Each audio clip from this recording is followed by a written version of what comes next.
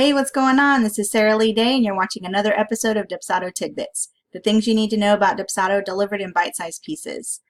This week we've been talking about the project area and looking at all the different information that's contained in a project and what it looks like and how you can use it with your clients.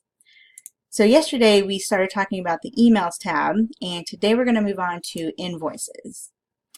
Now, in Invoices, you have a couple of different sub-tabs. You've got your invoice list, which when you click it, it will show a list of all invoices that you've ever sent the client with this project. Now, if you've had other projects with other invoices, those will be contained in those individual projects. But the invoices for this current project will all be listed here. Next, you have recurring invoices. So if you have any recurring invoices set up for this client, they'll be listed here. Invoice options, you can override the payment options to include credit cards, bank payments, and or gratuity. And then invoicing options, you can change the invoicing to bill to the company name versus billing to the actual client name. And this is actually something that we covered in a previous episode when we were discussing the invoice terms under the gear icon. So you can also change this information over there. Expenses. Now, if you have expenses that are associated with this project, you can click here to add that expense information within the actual project. So let's go back to the invoice list and take a look a little bit closer at what an invoice actually looks like within the project. So in the list, you're going to see the invoice number. If you've given the invoice a title, you'll see that title here. The date the invoice was created, total amount, the payment schedule for the invoice, any payments that you've received, whether the invoice is paid in full or not. If you're using QuickBooks and you have that integration set up, you're also going to see this QuickBooks column. And what you can do here is by clicking Connect, this will actually push that invoice information directly to QuickBooks, and you can then manage the payments and everything over there if you like. Actions, the first invoice that's created on a project will always be the primary, but if you have multiple invoices, you may want to change which one is a primary invoice. And primary just means which one is it going to show first when you first click the Invoices tab. And when you're looking at the project's dashboard, there's going to be a column for invoice information, and that information is going to be pulled directly from whichever invoice is shown as the primary. Then you also have trash can if you want to delete an invoice. And if you need to add a new invoice, you can just click Add here. Now when you're adding a new invoice, this is what it's going to look like. You'll have your invoice number, which you can change if you'd like to change it. Otherwise, it's just going to go to the next available number.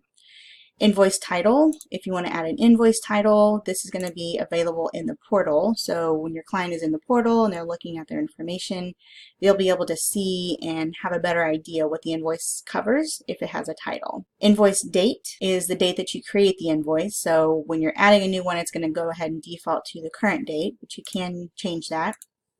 Then down here is going to be all the information for the packages that are added to your invoice. Now, if you've set your packages up as templates already, then you can click here under Packages and select the package that you want to add.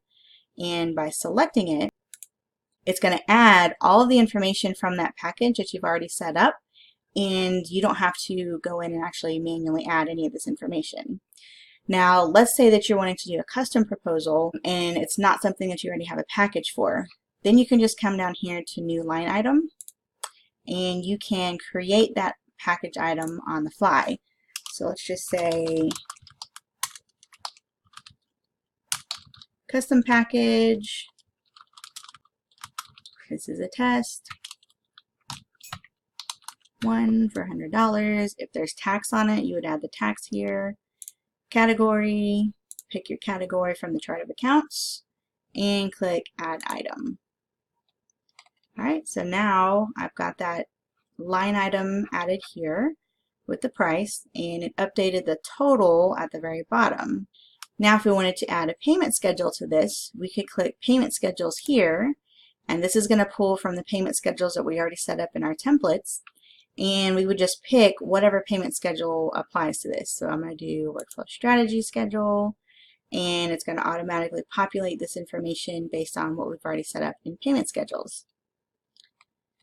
Now, other buttons that you have available up here are time tracker. So if you've used the time tracker to track your time against a certain project, then any times that you have logged already will be available here, and you can just add them directly to the invoice as billable. We already talked about packages. Now send, you can send this invoice via email, and doing that will just generate an email here for you to edit if you'd like, or if the message that populates here from your canned messages is good enough, then you can just click send. You can also copy the link to this invoice. So let's say you are chatting with this client on Facebook Messenger and they want their invoice link, and you don't want to go through the hassle of emailing them. You can just copy that link and paste it over into Messenger, and they can access that link directly from there. Then you can also open this invoice in a new window. If for some reason you wanted to take a look at it, see exactly what the client's going to see when they open it, this is what that invoice will look like. And you can see all the line items listed here, the payment schedule, and the option to pay down here. You can also print and download a PDF. And then finally we have the apply button. So if you want to apply a payment, let's say that your client pays you in cash or pays you in check or pays you through some other method that is not directly synced within Dubsado, then you can click here to apply a payment, and you put the date of the payment, add a description, optional if you want to add that, payment method, there's several different payment methods in here that you can select, and the payment amount.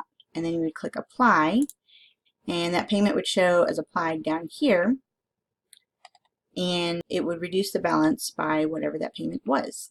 Now you can also apply a refund this way. And depending on how that payment was received or how you're wanting to process that refund, you may actually need to do it through your third-party payment processor. That way the payment actually gets processed correctly. But if it's just like a cash refund or something like that, you can just put that directly in here. All right, and that's it for today's tidbit. For more information about receiving updates, requesting future episodes, or getting help with your own Dubsado account, take a look at the links in the description below this video or visit sarahleeday.com. Thanks for watching. Have a good one.